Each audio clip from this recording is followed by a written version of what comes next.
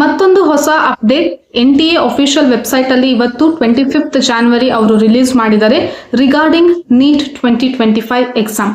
ಏನಿದು ಅಪ್ಡೇಟ್ ಅಂತ ಡೀಟೇಲ್ ಆಗಿ ಹೇಳ್ತೀನಿ. Welcome back to my channel students. ನಾನು ನಿಮ್ಮ ಎಜುಕೇಟರ್ ರಚನಾ. ಸೊ ನಿನ್ನೆ ಒಂದು ನೋಟಿಫಿಕೇಶನ್ ಬಂದಿತ್ತು. ಅದರಲ್ಲಿ ಏನ್ ಹೇಳಿದ್ರು ಅಂತಂದ್ರೆ ಅಪಾರ್ ID ಮ್ಯಾಂಡೇಟರಿ ಇಲ್ಲ ಅಂತ ಹೇಳಿದ್ರು.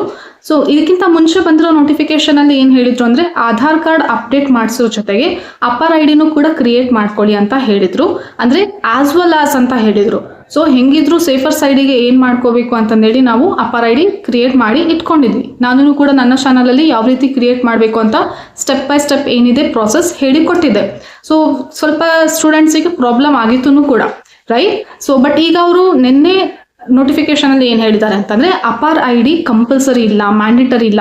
ಬಟ್ ಫ್ಯೂಚರ್ ಯೂಸಿಗೆ ಹೆಂಗಾದ್ರೂ ಆಗಲಿ ನೀವು ಪ್ರಿಪೇರ್ ಮಾಡಿ ರೆಡಿ ಮಾಡಿ ಇಟ್ಕೊಳ್ಳಿ. ಅದನ್ನ ಕಾರ್ಡ್ನ ನೀವು ಕ್ರಿಯೇಟ್ ಮಾಡಿ ಹೊಸ ID ಹೊಸ ನಂಬರ್ ನಿಮಗೆ ಏನ್ ಸಿಗುತ್ತಲ್ಲ ಅದನ್ನ ಕ್ರಿಯೇಟ್ ಮಾಡಿ ಇಟ್ಕೊಳ್ಳಿ ಅಂತಂದೇಳಿ ಅವರೇನೆ ಸ್ಟೆಪ್ ಬೈ ಸ್ಟೆಪ್ ಯಾವ ರೀತಿ ಡಿಜಿ ಲಾಕರ್ ಯೂಸ್ ಮಾಡ್ಕೊಂಡು ಕ್ರಿಯೇಟ್ ಮಾಡ್ಕೋಬೇಕು ಅಂತಂದೇಳಿ ನೋಟಿಫಿಕೇಶನ್ ಅಲ್ಲಿ ಕೊಟ್ಟಿದ್ರು. ಸೊ ಅದನ್ನು ಕೂಡ ನನ್ನ ಟೆಲಿಗ್ರಾಮ್ ಚಾನಲ್ ಅಲ್ಲಿ ಶೇರ್ ಮಾಡಿದ್ದೀನಿ.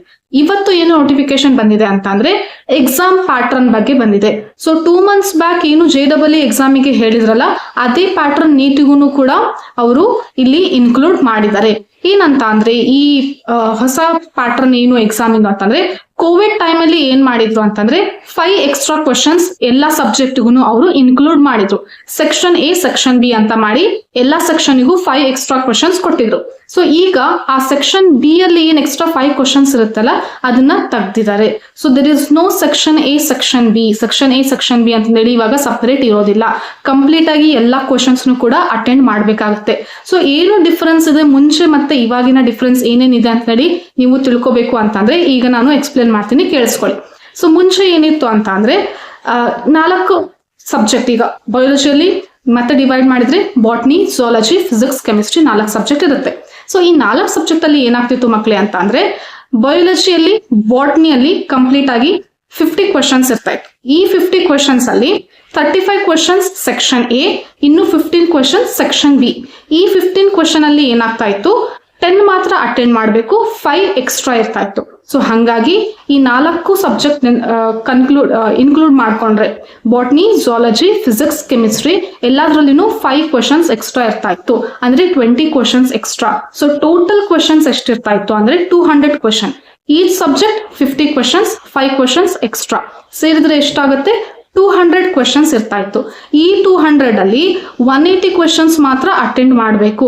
ಅಂದ್ರೆ ಪ್ರತಿ ಸಬ್ಜೆಕ್ಟ್ ಅಲ್ಲೂ 5 ಕ್ವಶನ್ಸ್ ಎಕ್ಸ್ಟ್ರಾ ಇತ್ತಲ್ಲ ಅದನ್ನ ಬಿಟ್ಟು 180 ಬರಿಬೇಕಾಗ್ತಾ ಇತ್ತು.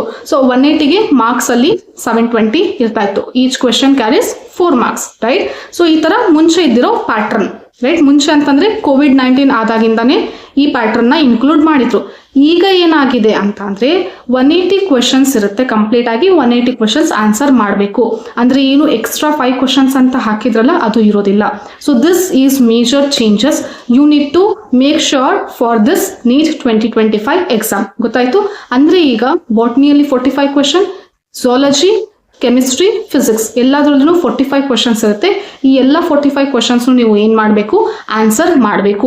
ಸೆಕ್ಷನ್ A, ಸೆಕ್ಷನ್ B 10 ಕೊಟ್ಟಿರ್ತಾರೆ, ಅದರಲ್ಲಿ 5 ಅಟೆಂಡ್ ಮಾಡಬೇಕು. ನೋ, ಈ ರೀತಿ ಏನು ಇವಾಗಿಂದ ಇರೋದಿಲ್ಲ. ಸೊ ನೀಟ್ 25 ಸ್ಟೂಡೆಂಟ್ಸ್ ಯಾರು ಇದ್ದೀರಾ ಕರೆಕ್ಟ್ ಆಗಿ ಕೇಳಿಸ್ಕೊಳ್ಳಿ. ನೆಕ್ಸ್ಟ್ ಕೂಡ 26 ಸ್ಟೂಡೆಂಟ್ಸ್, 27 ಸ್ಟೂಡೆಂಟ್ಸ್ ಎಲ್ಲರಿಗೂ ಇದೇ ಫಾಲೋ ಆಗುತ್ತೆ. ಗೊತ್ತಾಯ್ತು? ಸೊ ಈ ರೀತಿ ಈಗ ಚೇಂಜಸ್ ಮಾಡಿದ್ದಾರೆ. ಇನ್ನೊಂದು ಮೇಜರ್ ಚೇಂಜಸ್ ಏನು ಅಂತಂದ್ರೆ ಟೈಮ್ ಡ್ಯೂರೇಷನ್.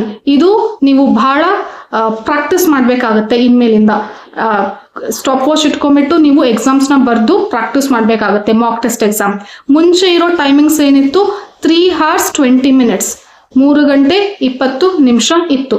ಈಗ ರೆಡ್ಯೂಸ್ ಮಾಡಿದ್ದಾರೆ. ಎಷ್ಟು ಅಂತಂದ್ರೆ 3 hours ಓನ್ಲಿ. 3 ಗಂಟೆಗಳ ಕಾಲ ನಿಮ್ಮ ಎಕ್ಸಾಮಿನ ಟೈಮಿಂಗ್ಸ್ ಇರುತ್ತೆ. ಸೊ ಈ 3 hours ಅಲ್ಲೇನೆ ನೀವು ಏನ್ ಮಾಡಬೇಕು 180 ಕ್ವಶನ್ಸ್ ನ ಅಟೆಂಡ್ ಮಾಡಬೇಕು. ಇವಾಗ ಎಕ್ಸ್ಟ್ರಾ ಟೈಮ್ ಇಲ್ಲ. ಸೊ ಹಾಗಾಗಿ ಆದಷ್ಟು ನೀವು ಮಾಕ್ ಟೆಸ್ಟ್ ಅಟೆಂಡ್ ಮಾಡಿ. ಕಷ್ಟ ಇರುತ್ತೆ ಎಕ್ಸಾಮ್. ಈಗ 2025 ಎಕ್ಸಾಮ್ ಕಷ್ಟ ಇರುತ್ತೆ ಅಂತ ಅನ್ಕೋಬೇಡಿ. ಏನು ದಿನ ಒಂದೊಂದು ನೋಟಿಫಿಕೇಶನ್ ಬರ್ತಾ ಇದೆ, ನಮಗೆ ಟೆನ್ಷನ್ ಆಗ್ತಾ ಇದೆ ಅಂತ ನೀವು ಏನು ಅನ್ಕೊಳಕ್ ಹೋಗ್ಬೇಡಿ. ಯಾರು ಕಷ್ಟಪಟ್ಟು ಕರೆಕ್ಟ್ ಆಗಿ ಎಲ್ಲಾ ಕ್ವೆಶನ್ಸ್ ಸಾಲ್ವ್ ಮಾಡಿದಿರಾ, ಎಲ್ಲಾ ತರ ಕ್ವೆಶನ್ ಸಾಲ್ವ್ ಮಾಡಿದಿರಾ, ಎಲ್ಲಾ ಸಿಲೆಬಸ್ ಕವರ್ ಮಾಡಿದಿರಾ, ಆ ಮಕ್ಕಳಿಗೆ ಕಷ್ಟ ಅಂತ ಅನ್ಸೋದಿಲ್ಲ. ಏನು ನೀವು ಈಗ ಇನ್ಕ್ಲೂಡ್ ಮಾಡ್ಕೋಬೇಕಾಗಿತ್ತು ಅಂತ ಅಂದ್ರೆ ಟೈಮ್ ಮ್ಯಾನೇಜ್ ಮಾಡೋದನ್ನ ಸ್ವಲ್ಪ ಪ್ರಾಕ್ಟೀಸ್ ಮಾಡಬೇಕಾಗುತ್ತೆ. ಸ್ವಲ್ಪ ಬೇಗ ಬೇಗ ನೀವು ಸಾಲ್ವ್ ಮಾಡಿ ಕ್ವೆಶನ್ಸ್. ಸೊ ಕಂಪ್ಲೀಟ್ 3 hours ನೀವು ಸ್ಟಾಪ್ ವಾಚ್ ಇಟ್ಕೊಳ್ಳಿ, ಅದನ್ನ ಇಟ್ಕೊಂಡ್ಬಿಟ್ಟು ಮಾಕ್ ಟೆಸ್ಟ್ನ ಅಟೆಂಡ್ ಮಾಡಿ. ಆದಷ್ಟು ಎಲ್ಲ ಥರ ಮಾಕ್ ಟೆಸ್ಟು ನೀವು ಅಟೆಂಡ್ ಮಾಡಿ. ಅಂತಂದರೆ ಈಸಿ ಲೆವೆಲ್, ಮಾಡರೇಟ್ ಲೆವೆಲ್ ಯಾವ್ಯಾವ ಥರ ಇರುತ್ತೆ, ಯಾವ್ಯಾವ ಇನ್ಸ್ಟಿಟ್ಯೂಟಿಂದ ಮಾಡ್ತಾ ಇದ್ದಾರೆ, ಎಲ್ಲೆಲ್ಲಿ ಫ್ರೀ ಮಾಕ್ ಟೆಸ್ಟ್ ಇದೆ, ಎಲ್ಲ ಥರನೂ ಮಾಕ್ ಟೆಸ್ಟ್ ಅಟೆಂಡ್ ಮಾಡಿ. ನಿಮಗೆ ಒಂದು ಕಾನ್ಫಿಡೆನ್ಸ್ ಬರುತ್ತೆ, ನಾವು ಎಕ್ಸಾಮಿಗೆ ಚೆನ್ನಾಗಿ ಸ್ಕೋರ್ ಮಾಡ್ಬೋದು ಅಂತಂದೇಳಿ, ರೈಟ್. ಸೊ ಇದು ಇವತ್ತಿನ ಅಪ್ಡೇಟ್ ಆಗಿತ್ತು. ನನ್ನ ಚಾನಲಲ್ಲಿ ನಾನು ನೀಟ್, KCT ಮತ್ತು ಬೋರ್ಡ್ ಎಕ್ಸಾಮ್ಗೆ ಏನೇನು ರಿಲೇಟೆಡ್ ಕಾನ್ಸೆಪ್ಟ್ಸಿನ ವಿಡಿಯೋಸ್ ಇರುತ್ತೆ, ಬಯಾಲಜಿ ಎಲ್ಲದನ್ನು ಅಪ್ಲೋಡ್ ಮಾಡ್ತಾ ಇರ್ತೀನಿ. ಜೊತೆಗೆ ಈ ರೀತಿ ಏನಾದರೂ ಅಪ್ಡೇಟ್ ಬಂದ್ರೂ ಕೂಡ ನಾನು ಇನ್ಫಾರ್ಮ್ ಮಾಡ್ತಾ ಇರ್ತೀನಿ ಮಕ್ಕಳೇ, ಗೊತ್ತಾಯ್ತು. So don't forget to follow this, subscribe this channel and share this information with your friends and press the bell icon for upcoming videos. Meet you in the next video. Bye bye.